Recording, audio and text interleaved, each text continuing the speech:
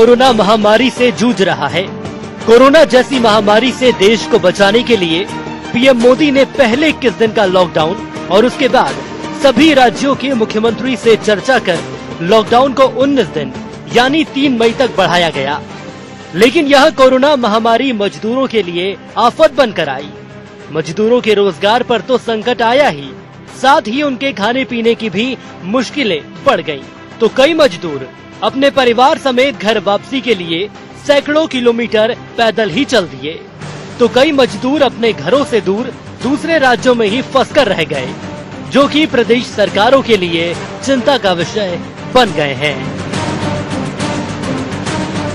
ऐसे में मध्य प्रदेश के मुखिया शिवराज सिंह चौहान ने मजदूरों की परेशानी को समझते हुए दूसरे राज्यों में फंसे मध्य प्रदेश के मजदूरों को उनके घर पहुंचाने का फैसला लिया।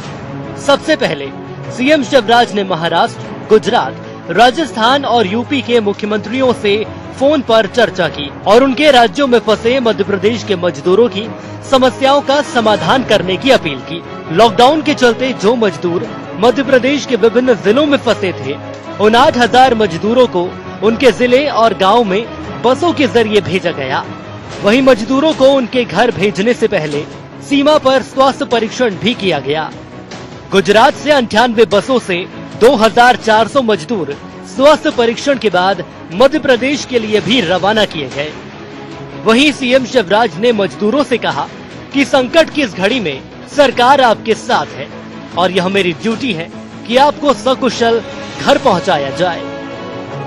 सभी वापस आ गए 39।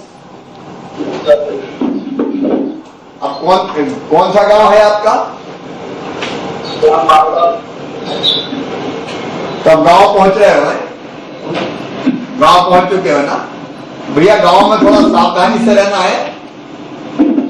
जो लॉकडाउन के नियमों का पालन करना चाहिए, दूरी बना के रखनी चाहिए, मास्क लगा के रखना चाहिए, इस सब का पालन करना पड़ेगा। ये बड़ी महामारी है। सीएम शिवराज के फैसले के बाद मजदूरों के माथे से चिंता की लकीरें हटी और अब राज्य सरकार प्रवासी मजदूरों को वापस लाने में जुट गई है। वहीं झाबुआ पिटोल की गुजरात बॉर्डर पर बसों के जरिए बड़ी संख्या में मजदूरों को यहां लाया गया और पूरी एहतियात बरतते हुए जिला प्रशासन द्वारा बॉर्डर पर ही सभी मजदूरों के लिए उचित भोजन, पानी की व्यवस्था के साथ ही उनका स्वास्थ्य परीक्षण किया गया। वहीं घर वापसी की खुशी और सरकार की इस पहल को मजदूरों ने सराहा। कैसी क्या परेशानी हो रही थी वहाँ? बहुत तकलीफ थी खाने के लिए, रहने के लिए, इसलिए बहुत बहुत धन्यवाद, शुक्रिया। किसका धन्यवाद दे रहे हो? मामा जी का।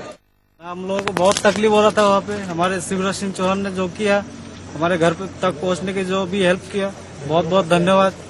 बहुत अच्छा काम किया, नहीं तो हम वहाँ पे तो भूखे ही मर जाते हैं। जहां छात्रों के मामले में सरकार संवेदनशील नजर आई, तो वहीं मजदूरों को भी उनके घर सकुशल पहुंचाने का काम प्रदेश सरकार कर रही है। तो वहीं दूसरी ओर मजदूरों के घर जाने की खुशी उनके चेहरे पर साफ झलकती नजर आई। Bureau desk, IND 24।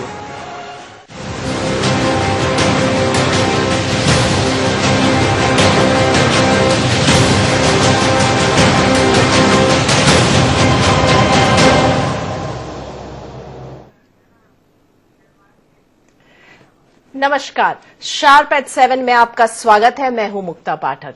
Sharp eight 7 में आज का मुद्दा है पलायन और वापसी। महामारी कोरोना के चलते पूरा देश लॉकडाउन है।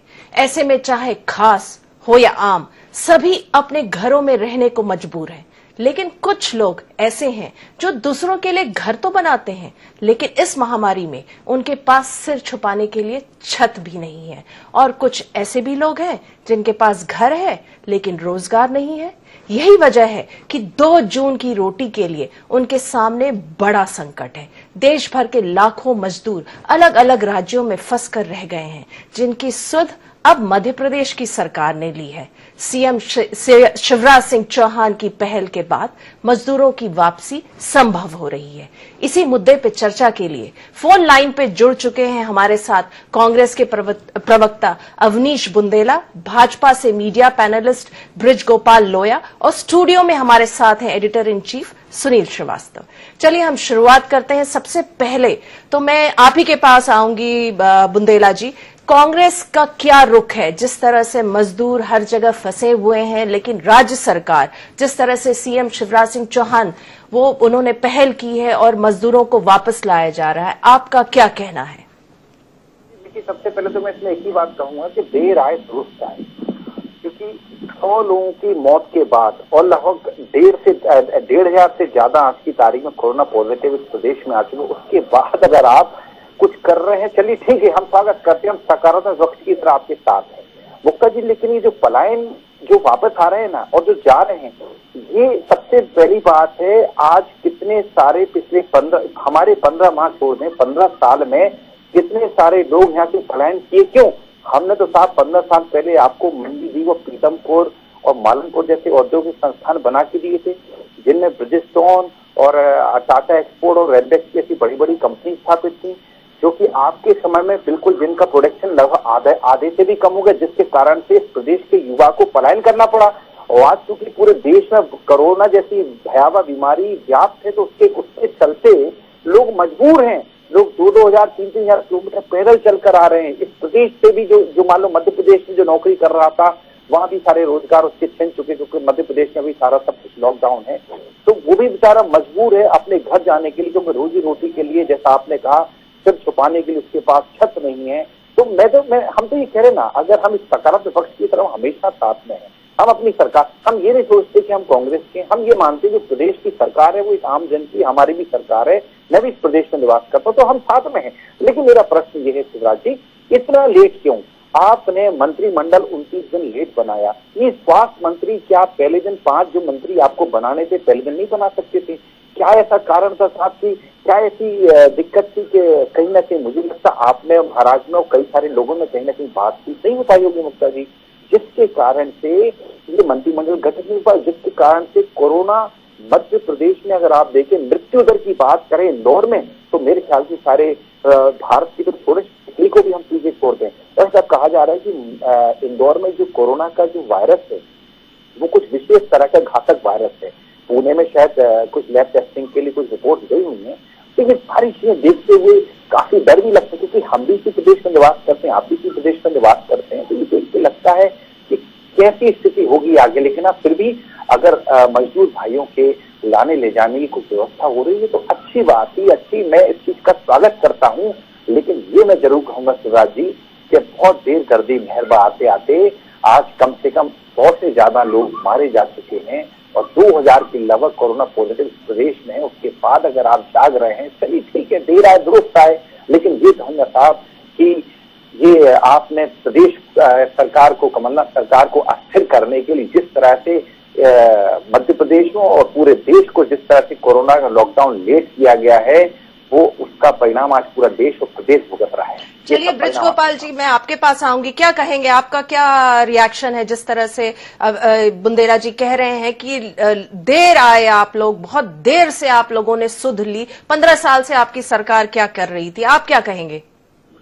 मुक्ता पाठक जी नमस्कार। मैं आपसे ये निवेदन करना चाहता हूँ कि माननीय बुंदेला जी ये कह रहे हैं कि हम देर से आए, जल्दी कब होती है? जल्दी अगर आपको कुछ करना था तो 23 मार्च की आधी रात तक आप सरकार में थे, परंतु हम आज इस विषय में नहीं पढ़ना चाहते कि किसने क्या किया था।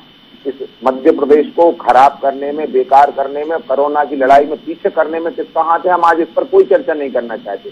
चर्चा ये है कि जब माननीय शिवराज सिंह चौहान जी 23 मार्च को मध्य प्रदेश के मुख्यमंत्री बने, तभी मध्य प्रदेश के गरीब मजदूर और किसान ने ये मान लिया था कि उनका मसीहा मध्य प्रदेश में मुख्यमंत्री बन चुका है, और उसी दिन उन्हें ये पता चल गया था कि अब हमारी सुध लेने वाली सरकार मध्य प्रदेश में है। और आपको ये आश्चर्य है, आपको भी जानकारी पूरी है कि कल मैं अपना उदयपुरा गांव बताता हूँ, नेशनल हाईवे NH 12 पर आता है ये, यहाँ से हजारों की संख्या में मंडीदीप से पैदल लोग छत्तीसगढ़ जा रहे हैं, उनकी सुध लेने वाला कोई नहीं है। मैं धन्यवाद देना चाहता हूँ माननीय शिवराज जी को जिन्होंने मध्य प्रदेश के छात्रों के बारे में भी सोचा और मध्य प्रदेश के मजदूरों के बारे में भी सोचा और मध्य प्रदेश के किसानों के बारे में भी सोचा। हमने ऐसे हाई रिस्क काम उन्होंने करके दिखाए हैं जो किसी मुख्यमंत्री को संभव दिखाई नहीं दे रहे। आप समझिए कि राजस्थान से हमें 3200 छात्रों को मध्य प्रदेश लाना एक बहुत बड़ा टास्क था, मगर हमने सफलतापूर्वक उसे किया। दूसरा काम है कि जो अन्य राज्यों में हमारे फंसे हुए मजदूर हैं उनको मध्य प्रदेश वापस लाना। दूसरा काम हमने ये किया कि जो मध्य प्रदेश में मजदूर हैं अन्य जिलों के, उनको भी उनके घर तक वापस पहुंचाना है। ये सारे काम हो रहे हैं और जब तक वो रुके हैं तब तक भी मैं आपको बता दूं कि सरकार ने उनके भोजन की चिंता की, उनके राशन की चिंता की, उनके खाते में पैसे डालने का काम किया और उसके साथ राष्ट्रीय स्वयंसेवक संघ के माध्यम से, सेवा भारती के माध्यम से, जगह जगह स्थानीय व्यापारी संगठनों के माध्यम से, बहुत सारी समाजों के समाज सेवी संगठन जो हैं उनके माध्यम से इन मजदूरों को रहने का प्रबंध भी किया, इनके भोजन का प्रबंध किया, उनके स्वास्थ्य की चिंता की।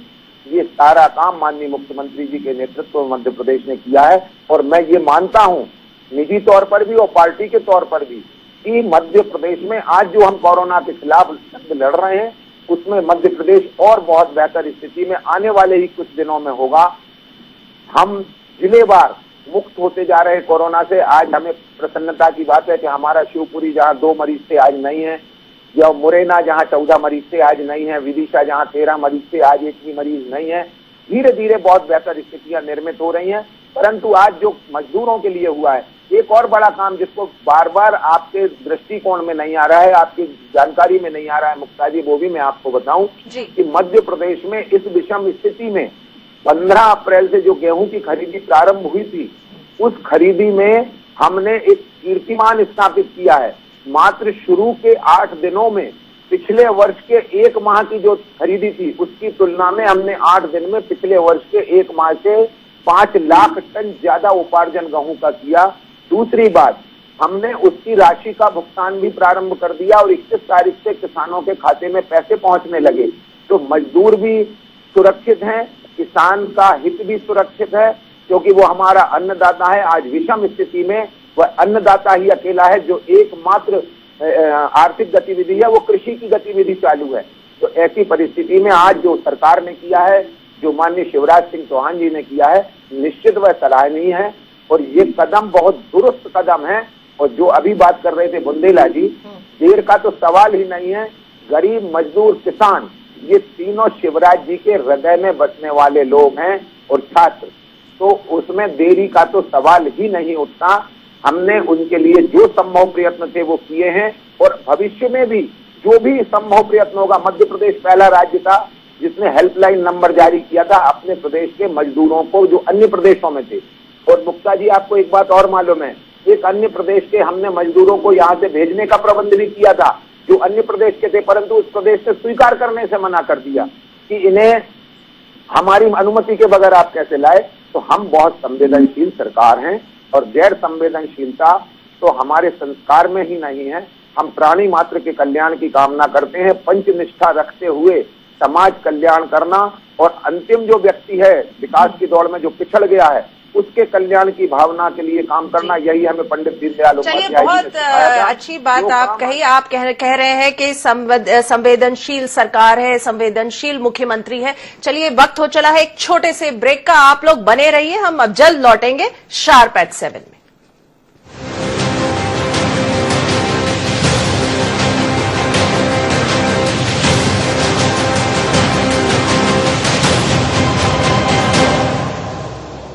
बाबा इलायची को जैसे चखा तो लगा कि लाइफ के हर टेस्ट में होना चाहिए प्लेजर।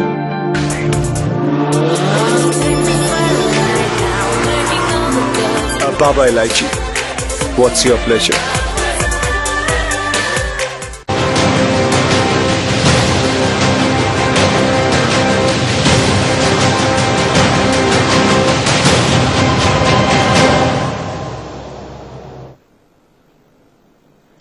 चलिए चर्चा में एक बार फिर आप सबका स्वागत है। शार्प एट 7 में अभी हमने सुना कि कांग्रेस का ये कहना है कि देर से आई सरकार और वहां पे बीजेपी का कहना है कि नहीं, संवेदनशील है सरकार। चलिए हमारे साथ स्टूडियो में मौजूद है editor in chief Sunil Srivastava. मैं आपसे जानना चाहूंगी सुनील, आपने जो है ये जो पूरा जो लॉकडाउन है और जिस तरह से जो खबरें आ रही हैं, जिले से आ रही हैं खबरें, पूरी खबरें जो आई हैं उसको आपने बारीकी से देखा, आप क्या कहेंगे? आप दोनों जो ये प्रवक्ता हैं, जो मीडिया, जो इन लोगों ने जो अपनी राय रखी, उससे आप कितना इत्तेफाक रखते हैं?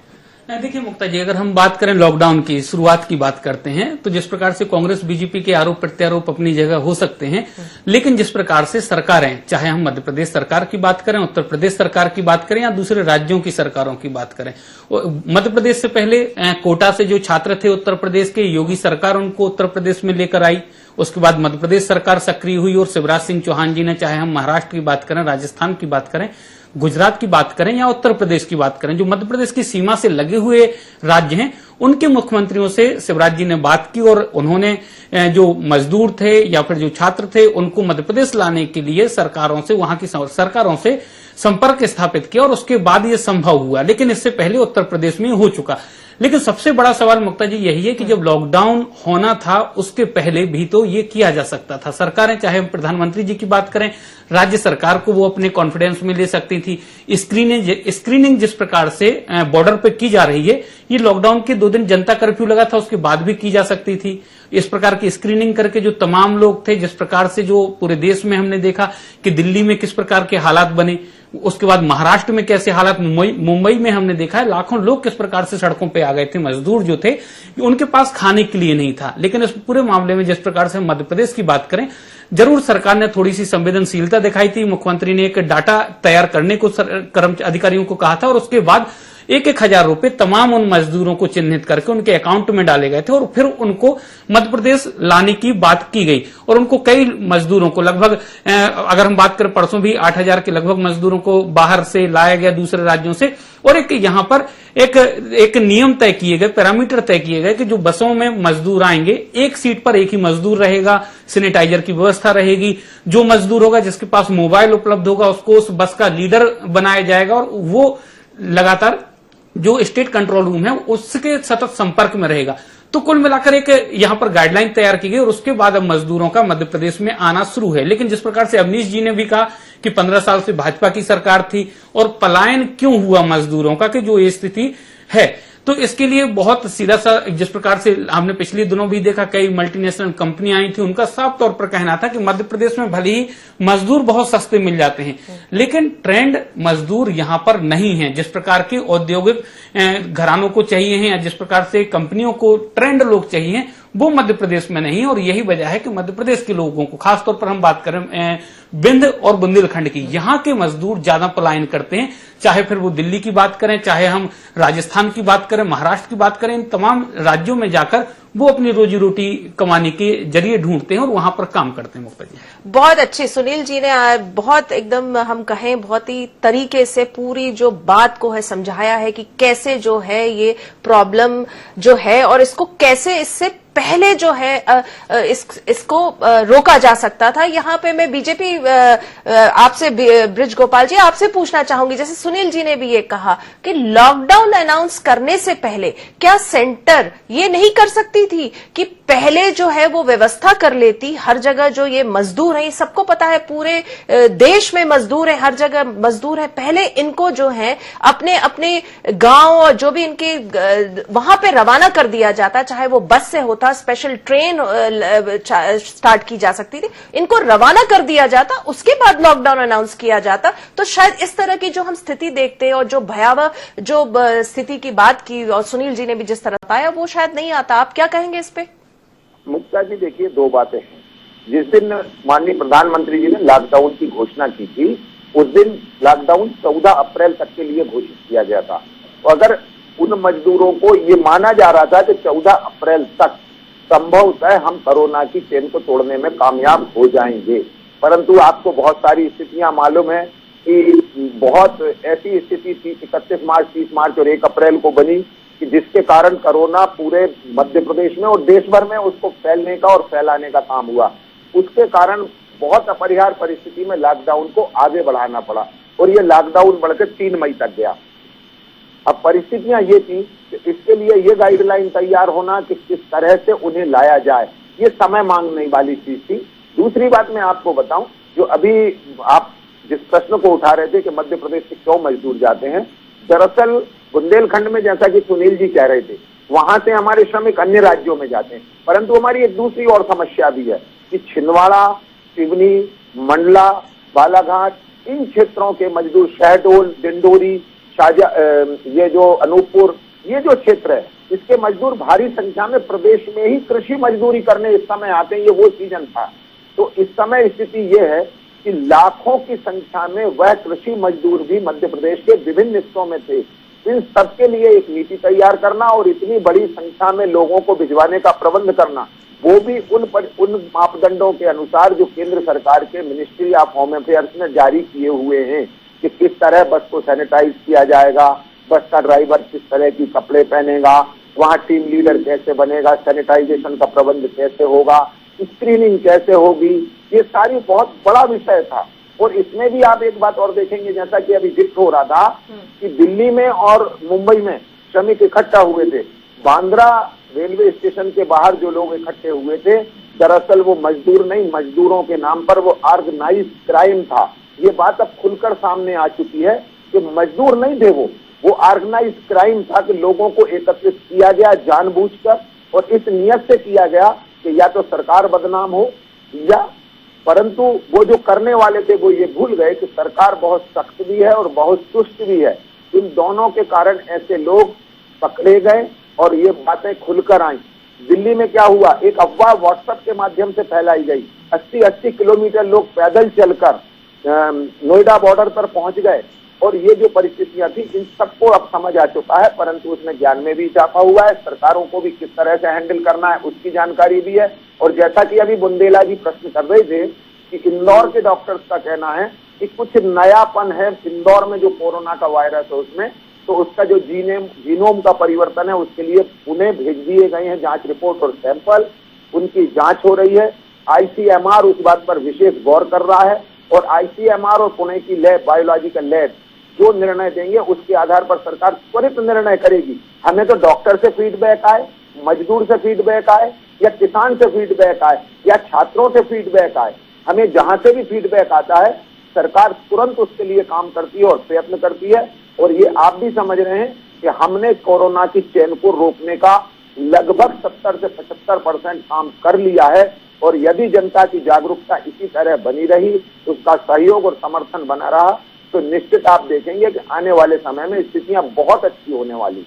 बुंदेला जी, मैं आपके पास आऊंगी कि मैं ये पूछना चाहूंगी कि आपको भी ध्यान होगा जब यहाँ पे राजनीतिक हलचल चल रही थी, उठापटक चल रही थी, उस दौर में आप लोगों की सरकार थी, मुख्यमंत्री कमलनाथ थे और उनसे जब एक सवाल पूछा गया था कोरोना के बारे में, तो उन्होंने ये कहा था कि पहले मुझे पॉलिटिक्स से कोरोना को हटाना है, ये वाली इस कोरोना वायरस से तो हम बाद में डील करेंगे। तो आपको लगता है कहीं ना कहीं उस समय भी जो है कांग्रेस, क्योंकि आप लोगों की सरकार थी, आप लोग कुछ पहल उठा सकते थे? मुक्ता जी, सबसे पहले तो मैं बताऊं, इनको गलत फहमी है कि मैंने इंदौर से संबंधित कोई बयान नहीं दिया, तभी ये लोया जी ने जो कहा। और दूसरी चीज मैं आपको बोलूं कि अगर कमलनाथ जी ने ऐसा बयान दिया है, अगर कहा था तो सबसे पहले तो आप हाँ, अगर मैं मुक्ता जी उसी बात पर आ रहा हूं, इस देश की सरकार में देश के राष्ट्रीय स्वास्थ्य मंत्री हर्षवर्धन ने पहली बात तो कोरोना को कोई समस्या मानने से इनकार किया था। जब राहुल गांधी जी ने जनवरी में ही बोल दिया था तो उन्होंने कहा था राहुल गांधी जी कोरोना के नाम पर देश को डराने का, भय फैलाने का प्रयास कर रहे हैं। और दूसरी चीज, हमने जब अमेरिका में दिसंबर से स्क्रीनिंग स्टार्ट हो चुकी थी कोरोना की, तो हमने नमस्ते ट्रंप वाला कार्यक्रम किया, उसमें 450 लोगों का स्वागत किया। कितने लोगों का आपने उसमें टेस्ट कराया, कितने लोगों को आपने क्वारंटाइन किया? किसी का नहीं, जिसके कारण से आज ये स्थिति उत्पन्न है। और जो कमलनाथ जी ने कहा उसका मैं बताता हूँ मुक्ता जी, यही भारतीय जनता पार्टी के लोग, प्रायोजित लोग थे, इनके नेता साथ में थे जो बेंगलोर हमारे स्वास्थ्य मंत्री को उठा के ले गए थे। अरे साहब, आप हमारी सरकार पर अविश्वास प्रस्ताव लगा रहे थे, हमने जब कोरोना के बारे में संवेदनशीलता दिखाई। जी बुंदेला जी, मैं एक मिनट, मैं सुनील जी आपके पास आऊंगी, आप क्या कहेंगे? चलते चलते समय की कमी है, आप क्या कहेंगे पूरे विषय पे? मुक्ता जी, सबसे पहली बात जिस प्रकार से लोया जी कह रहे थे कि लॉकडाउन को लेकर और क्योंकि स्क्रीनिंग की बात हो रही थी, तो ये सब सर्वविदित है कि जो सबसे पहले होना चाहिए था इस देश में वो नहीं हुआ है। अंतर्राष्ट्रीय फ्लाइटों का आना आवागमन बंद होना चाहिए था, वो नहीं हुआ। अधिकांश जो पहले जो केस आए हैं वो या तो इंटरनेशनल या तो बाहर से विदेशों से लोग आए हैं, वो यहाँ पर कोरोना पॉजिटिव हुए हैं, और या फिर बहुत बड़ी संख्या में बड़े उच्च वर्ग के लोग हुए हैं। मजदूर बहुत ही कम संख्या में इस देश में यहां पर कोरोना पॉजिटिव हुआ है। तो कुल मिलाकर बड़े लोगों की गलती का खामियाजा इस देश में जो 2 जून की रोटी कमाते हैं उनको भुगतना पड़ रहा है। हमने खुद खबरें दिखाई हैं कि हैदराबाद से मजदूर पैदल चले हैं, 1,500 किलोमीटर भोपाल आते हैं और फिर भोपाल के आगे धौलपुर उनको पैदल जाना है। कई मजदूर हजारों किलोमीटर साइकिलों से सफर किया है। तो ये कहीं ना कहीं ये बात है कि बड़े लोगों की यहां पर गलतियों का खामियाजा और सरकार की गलती का खामियाजा आम आदमी यहां भुगत रहा है, मजदूर को भुगतना पड़ रहा है। चलिए, बहुत अच्छी बात आपने कही सुनील जी, और आप दोनों का भी बहुत बहुत धन्यवाद हमसे जुड़ने के लिए शार्प एट 7 में और अपनी बात कहने के लिए। देखिए, जो बात समझ में आती है, जैसे कि हमारे एडिटर इन चीफ सुनील ने कहा कि ये जो है मजदूर वर्ग की हम बात करें तो बहुत कम मजदूर जो है, लेबर्स जो है, उनमें जो है कोरोना का वायरस पाया गया। वो इस किसी न किसी कारण से इस बीमारी से अछूते हैं, लेकिन उनके सामने जो परेशानियां हैं वो बहुत भयावह है। उनके पास 2 जून की रोटी कमाने की समस्या है, छत की समस्या है, अपने गांव या अपने ठिकाने तक पहुंचने की समस्या है। उसके लिए उनके पास ना तो कोई साधन है। बस ये है कि इस वक्त जो है मध्य प्रदेश की सरकार, मध्य प्रदेश के मुख्यमंत्री शिवराज सिंह चौहान जो है, उन्होंने संवेदनशीलता दिखा के जो है उनकी मदद करने की पहल की है। तो शार्प एट 7 में आज बस इतना ही। कल हम फिर से एक मुलाकात होगी एक नए मुद्दे के साथ। आप बने रहिए IND 24 के साथ।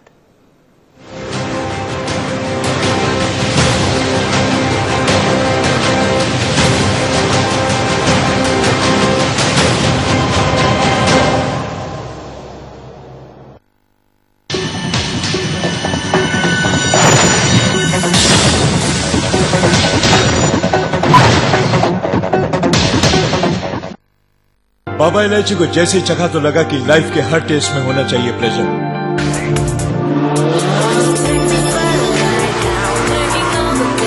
Baba Ilaichi, what's your pleasure?